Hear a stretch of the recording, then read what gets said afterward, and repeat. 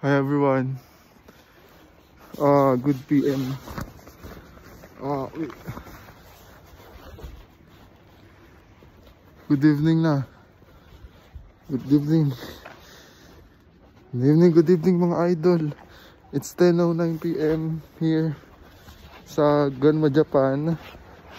Ang temperature ngayon is negative 3 degrees. So ngayon, bisa nagpapahinga ako, nasa bahay, nasa hostel. Pumunta tayo ngayon sa hot spring. Sa mga hot spring, sa onsen.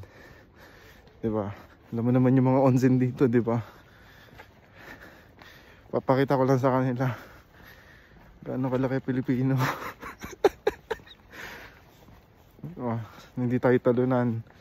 Yayabangan lang natin. Sobrang lamig, grabe.